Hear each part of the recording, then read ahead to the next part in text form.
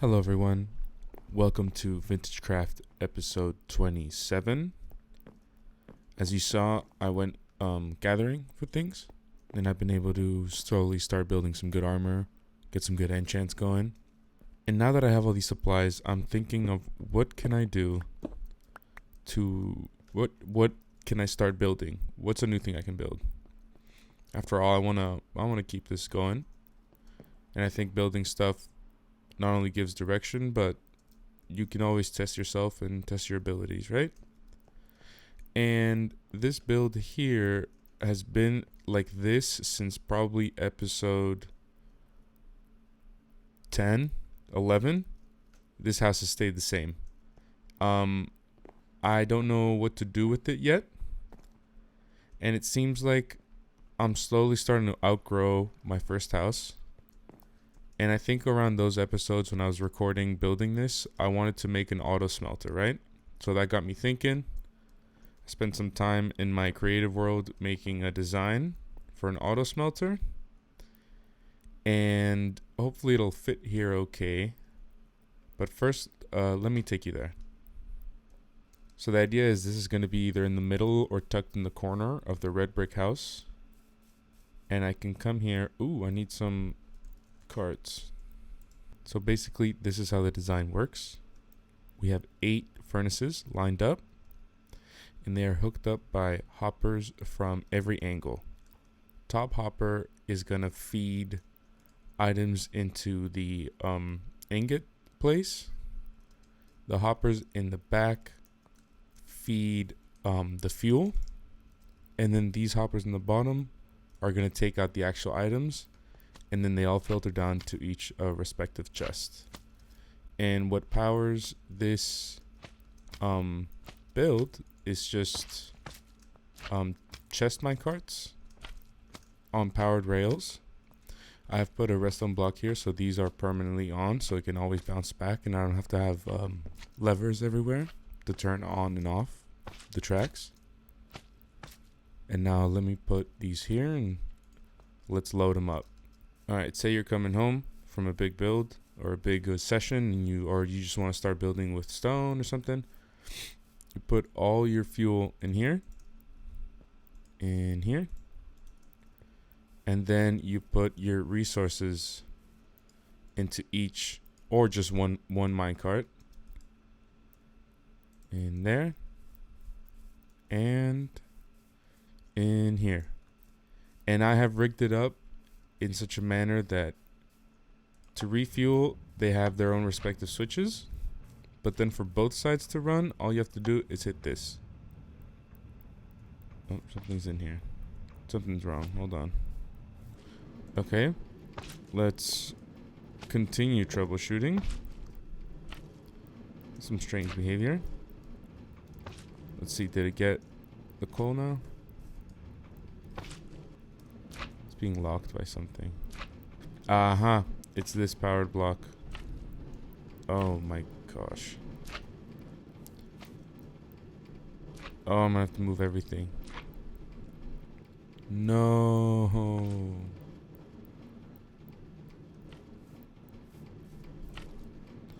Well, time to redesign.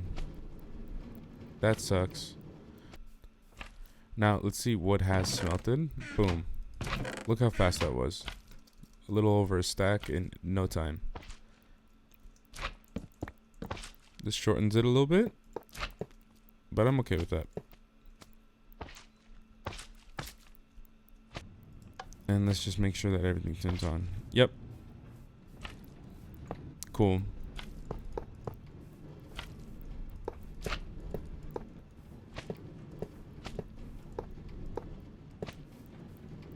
There we go.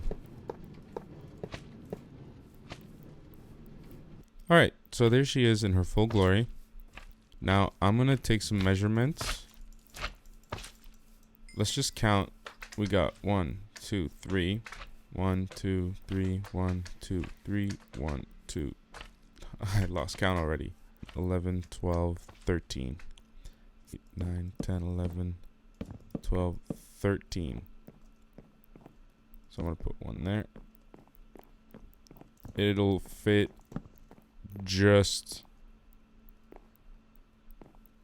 enough. It'll be freaking huge. Well, what if I do it this angle? I don't know how deep it is, but hold on. Let's see how deep it is. And 11, 12. Okay, so it might fit the other way around. And I might extend the front so you can see it from the outside. Okay. I'm going to get started. And yeah, we'll see how this goes. But let me get started. And I'll catch you once I have something going on here. Okay, so it's the following day. Came back from work. And I was spending some time looking at the dimensions inside of the build. And I thought it was just going to be too cramped. And then, you know, the part of it where the redstone goes and it looks like a roof. And I think a roof within a roofed building is kind of a strange look. And this thing can stand alone as its own build. And if it's out here, it brings me out here more. And I can expand the world outwardly. I still don't know what to do with that block of a house, but I'm not going to worry about it for the moment being. So to make the best of both worlds out of this, I took some of the bricks from the build, and I'm going to use bricks as the main color and accent of this build here. So we have the best of both worlds. We're outside in the newer part of the Vintagecraft, and we still have the color palette to keep the original idea alive. Now, out of all the gathering I did, all the iron I got yielded me this many hoppers. So, and that's not even the collection area. So I have to do some more gathering, and I'm going to make some more hoppers. And once I do, I will be back.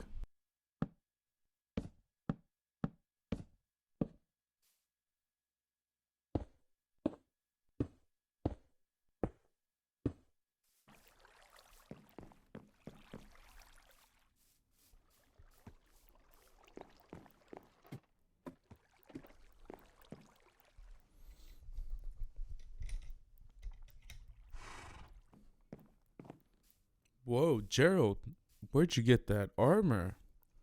That's crazy. Okay, so I got my iron. I got all the hoppers I need. You can see here, obviously, I started building. I shortened the build a little bit because I didn't like how wide it really was. But now there might be some interesting implications. So I'm going to be hopping between my creative world and this world to try and hook up the redstone. And you guys are going to come along with me. So let's do it. So it's 2 blocks there. And that's where the redstone goes. And then a redstone 1. Interesting look. But let's put in our rails. Oh, I should check all of these before I run anything. And you're going to have 1, 2, and then a backing. Now I got to figure out the pattern for, what's it called? The buttons and the switches and that layout. Let's see if I even have that stuff on. Now let's check the creative world.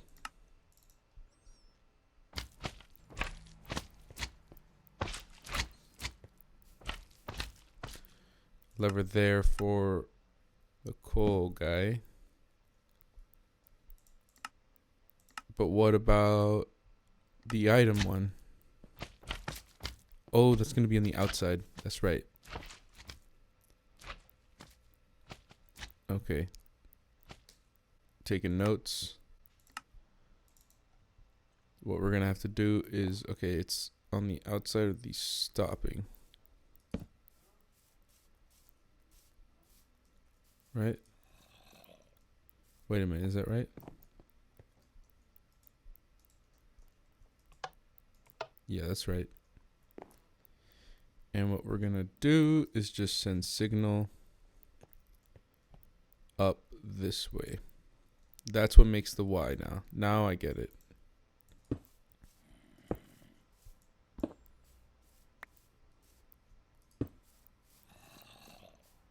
I'm gonna plan for this to just be a brick wall.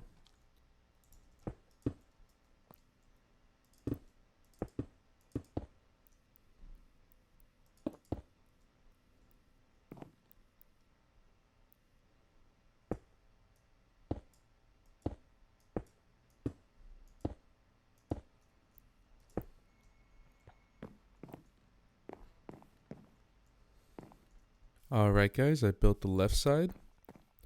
I'm just adding some finishing touches, or what I think will be finishing touches, because I still can't decide on the outside look for this yet. I unfortunately have to end the episode here today. Man, I can't do anything with these stone bricks. I have to end the episode early today. In order to get it out on time. I think what took the most time today was the gathering of resources. I did not anticipate hoppers and all that other stuff to be as expensive as they were. And I don't think I told you guys, but while I was gathering for resources, I found a really cool cave system, and I found a skeleton spawner. So maybe I can tackle that later on with you guys, and maybe we can make a spawner, a mob grinder out of it or something. But right now I'm showing you the footage just so you can see it, and I can have the proof. I don't want to be called a liar now. And yeah, this is kind of looks a little ugly right now, but this is the idea. Right? Does it work as an idea? I'm not sure yet. Let me show it to you running. Let's get our mic carts here. This is going to be the version test of the smelter. Let's load up our fuel on there. And then